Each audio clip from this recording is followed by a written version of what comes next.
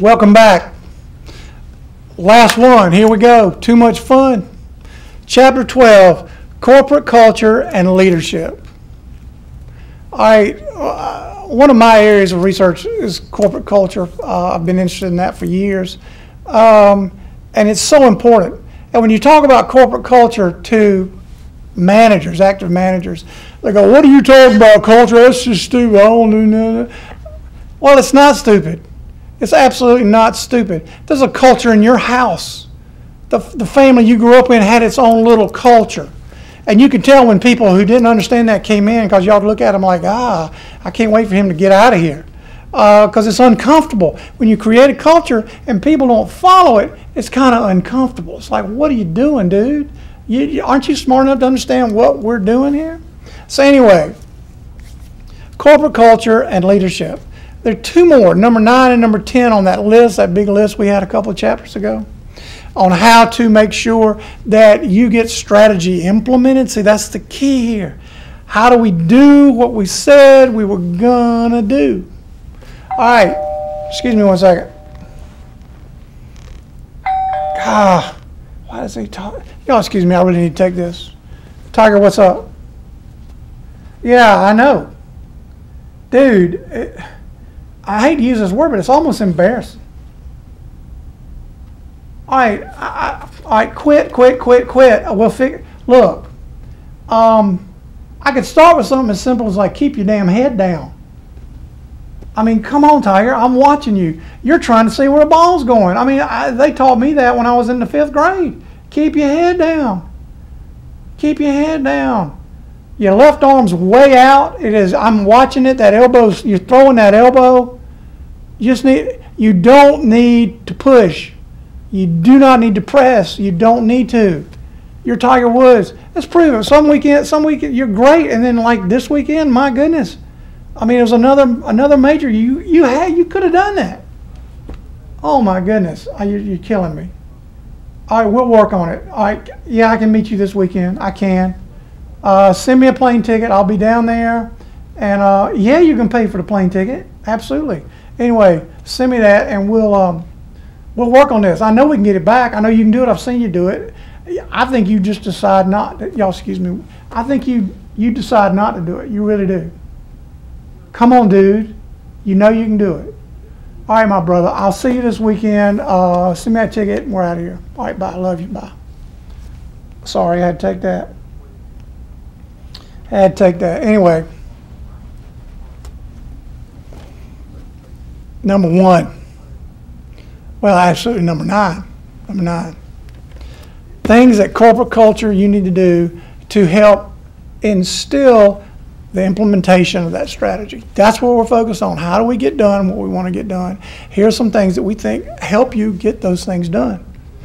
Number 9, instill corporate culture that promotes good strategy execution. What do I mean by that? We're going to talk about what culture is in a minute, but you need to make sure that your culture is conducive to whatever you want to get done. So if it's increased production, that culture needs to center around production. And if it's sales, it needs to center around sales. Okay, and if it's technology, research, whatever, it needs to center around those things. It's not something that's just out there. It is something that influences everything me and you do. This university has a culture. It's not a real strong one. When I say this university, USC Aiken, it's not a real strong one. However, University of South Carolina's got a very, very strong culture. And we're going to talk about why those differences are there. But the point is, even though we have a fairly weak culture here, it still focuses on individual interactions, small classrooms, being able to talk to your professor anytime you want to. So we use that to help meet our objectives. And our objectives are student focused and et cetera, et cetera. So that's what we do. So number 9, your culture is there to instill strategies, to instill behaviors that lead to obtaining those strategies, obtaining those objectives. And number 10, exercise the internal leadership needed to propel strategy forward, implementation. this strategy, the implementation of this strategy, is absolutely crucial on your leadership skills. You don't point to the top of the hill and go, y'all go up there and fight. You go, I'm going to show you how to get to the top of that hill. Follow me. You need to understand that. Leadership is not sitting in your office going, well, I sent them an email and I really can't figure out why they're not doing all this stuff I told them to do. I wouldn't follow you if you were doing that either. I'd be in the break room laughing at you. Dadgummit, you have to show those leadership behaviors that make it so people can't even not even think about following you. Absolutely. I wish you'd hurry up and get started so I can follow you. That's how bad I want to follow you. Show me the way. Teach me the way. I'm right there. So that's number 10. All right, let's talk about culture for a minute. It's a huge psychological issue, and et cetera, et cetera, et cetera. However, it has some application. Trust me. All right, the way they look at cultures, the way the researchers look at culture, is they'll come in and they'll observe. They kind of watch. And they determine whether you have a strong or weak culture. Strong or weak. Yeah, there's some subjectivity there that we've tried to quantify, tried to use objective measures, but it's very subjective. I admit that. Everybody admits that. But people have looked at it for so long, they can kind of say, yeah, this is a strong culture or a weak culture. Obviously, strong cultures have a better impact, stronger impact on the organization than a weak culture. So here's why we are focused on strong cultures. We think we have shown that a strong culture leads to higher productivity, higher profits, higher job satisfaction, higher job commitment, lower absenteeism, and lower turnover. So nothing but good things. Higher profits, higher production, higher commitment, lower absenteeism, lower turnover. These are all great things for our organization. So now you're saying, okay, you've got my interest. You've kind of convinced me, hopefully, that a strong culture, if I can create a strong culture, don't know what that is yet, if I can create one, it'll lead to these positive things that my organization is holding me, the manager, accountable for. So I'm going to do everything in my power to create this strong culture. Well, here's the thing about culture. Culture's got to be learned, and it's got to be shared. Nobody is genetically born into a culture. There's this comedian, he was about 10 years ago, he was making the rounds. He was Korean, he was born in Korea, and was adopted by a U.S. soldier and his U.S. wife, and came to America and settled in Texas, because that's where he was from. So this kid's in Texas, and he's now 6 months old, and he's as Korean as you can be, 100% Korean. And he's a comedian. And his shtick is, he comes out, obviously a Korean, and he's got this big old Texas accent. It's hilarious. Just the sound of his voice coming out of that Korean body is like hilarious. He's no more Korean than I am. He is Texan. He was learned, he was taught to be Texan. Through his school, through his parents, through everything he did every day. It's like, hey boy, this is how you be a Texan. And he turned that into his comedic shtick. So good for him. But the point is, you have to teach culture. You have to teach it.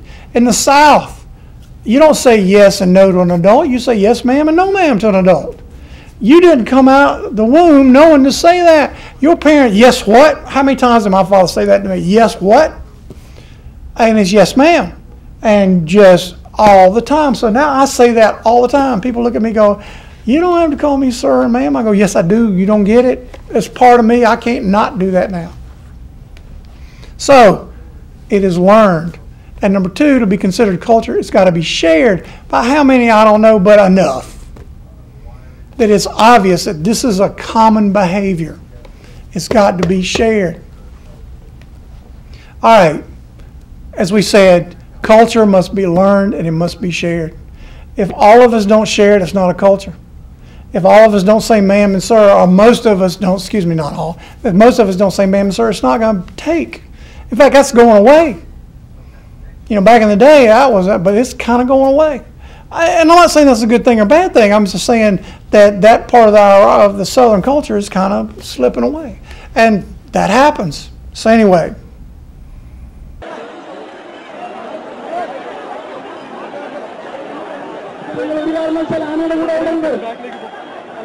Okay, you finally brought the elephant back. Well done. You waited all semester. The elephant got back in the room. Ha, ha, ha. Thank you very much. All right, so you have to teach it. It has to be learned.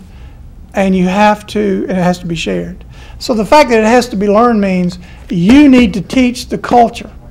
Managers, you need to teach the culture. Here is what our culture is. Here's what the kind of behaviors we expect if you're going to be part of this group.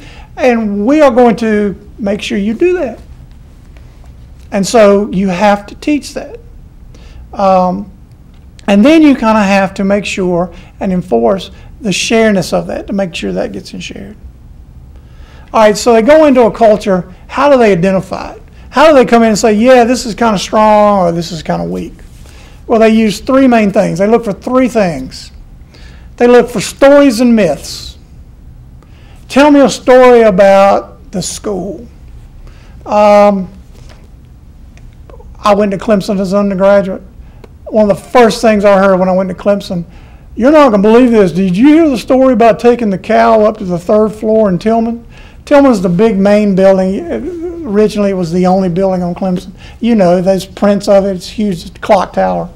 Was 3 stories tall. I had classes in that building. And the story, these huge stairways that are 15 feet across, so it's like something out of Hogwarts.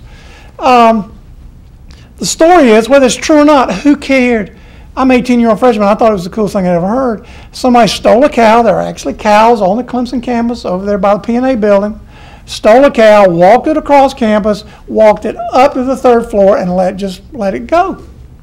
Well, anybody knows about legs, bipods, or whatever they're called, like horses and cows. They cannot walk downstairs. They're physical things. And they knew, the guys that took it there knew that.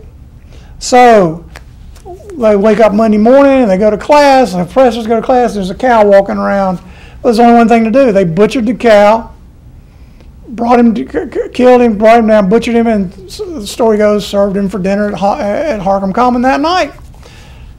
I don't know if that's true or not, but how cool a story. Yeah, Clemson guys, we steal cows, and we were on it. It's just, it's that crazy kind of thing. And I loved it. And it was like, all right, new Clemson student, it's your turn. Your turn to be as crazy as you can be. Those stories exist. And it gives you that pump. It makes you feel good. So I can remember when I went to the bank, I saw a film video, black and white, grainy film video. The president of the bank back in the day, in fact, the guy that kind of started the bank was a guy named Billsby Lane, L-A-N-E.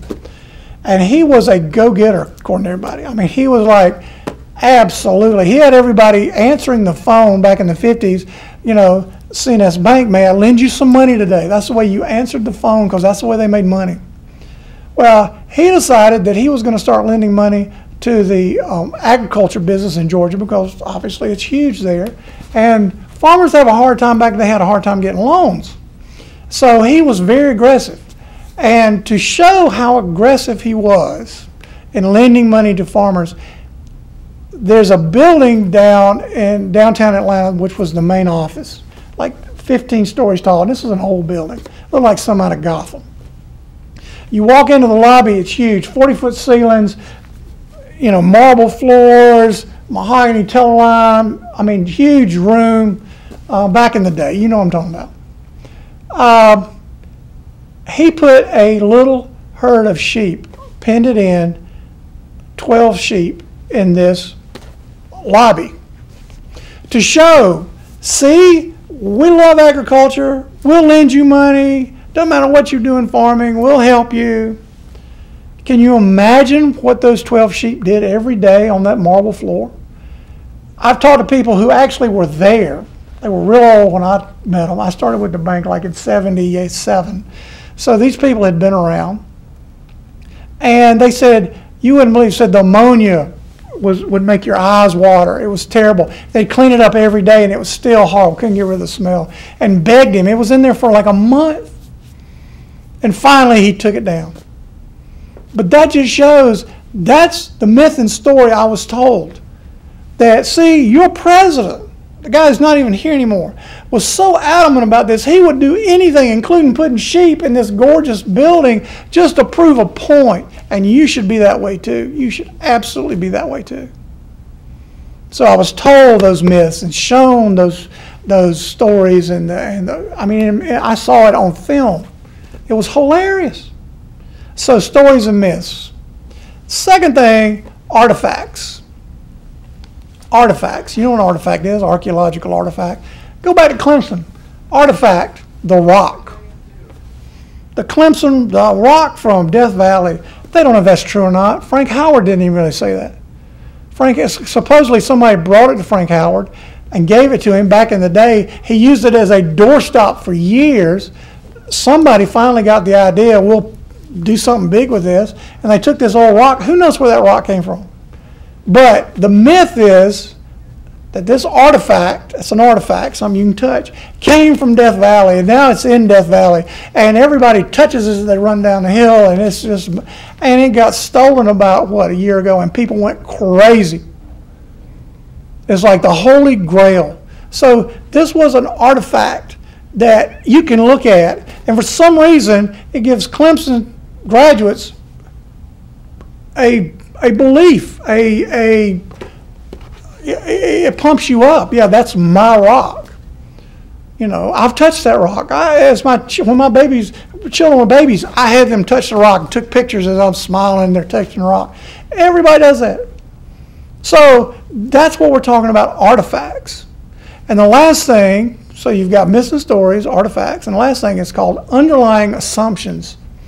Underlying assumptions means if you're going to be Southern, this is what I assume you will do. And that comes to the ma'am and sir thing. So the assumption is if you do it, that's correct. If you don't do it, that's wrong. The assumption is that you'll be a gentleman. The assumption is you'll be a lady. Now what those things mean, I don't know. But that's the assumption. That when you go into a room, you're a gentleman. And if you're sitting down and no seats left and a lady walks in, you get up and give her your seat. That's the assumption. In fact, I've been in that situation and the woman walks in and the guys are like looking at you, all right, who's going to get up? And I hope it's you because I really don't want to get up. But, you know, I've got a 5-second limit. If nobody stands up in 5 seconds, I'll stand up and give her the seat. That's the assumption that you will do that.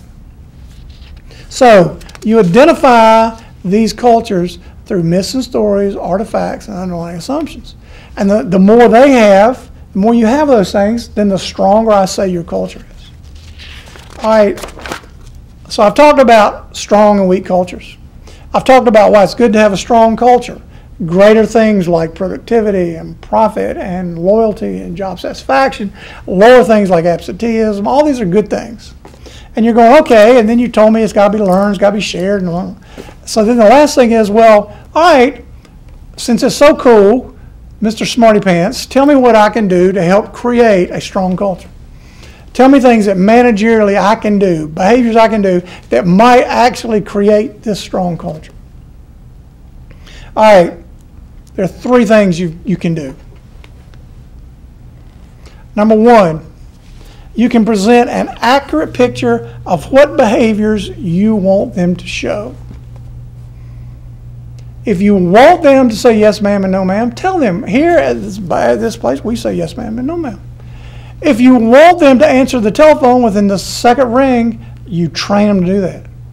If you want them to wear a coat and tie, you say, not only do I want you to wear a coat and tie, here's a picture of an appropriate coat and tie. You can't come in with your Flintstone tie on. Here's a picture of appropriate professional dress. You teach them whatever it is, the culture you want. Just like that Korean kid when he went to Texas, they said, here's what a Texas boy does. They showed him that. They taught him that. So you have to teach your employees, these are the cultures we've decided, these are the behaviors, and we want you to do them all the time. So number 1, You teach them what you want them to do. Number two, you keep those things simple. In psychological terms, it's called a simple schema. We're not going to get into that right now, but you keep it simple. You don't give them a list of 10 things. You give them a list of 3 things. We want you to be professional. We want you to be honest. And we want you to be friendly to our customers. That's the 3 things. I can remember that. Professional, honest, and friendly. I can remember that. Now, there's all kind of rules underneath that. You got policies and you got employee handbooks and all that. But when you come in this morning, 3 things: professional, honest, and friendly in the story. That'll take care of a lot of things. So you keep that list simple. And the third thing is, let's go back to the top. You tell them what you want, you keep it simple, and you reward them when they give you that behavior, and or punish them when they don't. You can't just reward behavior and then not punish it when you don't get it, because then people will go, well, I really don't want the reward. I don't care. I'll just do it anyway. You've got to make it, if they don't do it, it's not going to be comfortable. It's not going to be comfortable. So you've got to reward the behaviors you've asked them to do. All right, so that kind of gets through the corporate culture part of this. Now we need to talk about leadership, and what a great thing to end on. You've got to be a leader. You've got to be a visionary. You've got to be somebody that says, I'm going over there. I'm not going to make you go with me, but I need some help. And I'm going over there because here's the compelling reason I'm going over there. And I would love for you to go with me. I really need for you to go with me. Please go with me. That's what leadership is. See, we use Gandhi and we use Martin Luther King, great example of leadership. Martin Luther King looked at the people in Alabama and said, I believe there's injustice going on and I'm going to try to change it. And I'm going to get on a bus and I'm going to go to Washington. Now, I need some help. I'll be honest with you, it's going to be big. But I would love for you to go with me, but I'm not going to make you go. I'm not going to make you go. I can't make you go. Don't have the resources to entice you to go. I just want you to go because you believe in what I believe in. And he was so powerful, he convinced hundreds of thousands of people, millions of people, to go with him. A lot of people left their jobs. They went to Washington and didn't have a place to stay. They didn't have food to eat. Other people provided that. That was the leadership too. It wasn't just that I'm willing to go with you. There were people all along the way that were willing to cook you dinner. There were people in D.C. willing to buy you clothes because you didn't have any anymore, because you left your job to come do this. So that's leadership. Let me convince you how powerful my idea is, and I would love for you to come with me. So that's my little soliloquy on leadership.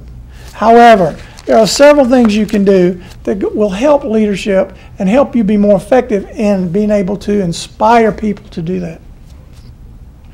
Number one, make sure you understand what the current environment's doing. As you're leading people, they're following you, and their assumption is you know what you're doing. You understand this environment.